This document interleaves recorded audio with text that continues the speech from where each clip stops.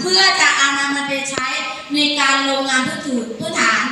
ตัดความกลัวความอายความเกรงใจออกปิดการขายง่ายดายถ้ารู้หลักอย่างนี้แล้วนาบอกได้เลยว่าพี่จะได้แบบ MD อย่างแน่นอนค่ะ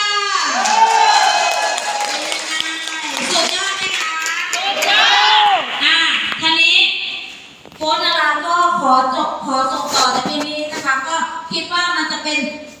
ประโยชน์อย่างมากๆสำหรับพี่ๆวัย 18 ที่มาอยู่ในห้องนี้เขาบอกได้เลยว่าอยากให้ได้ MD กันแบบทั่วหน้าฐานต่อ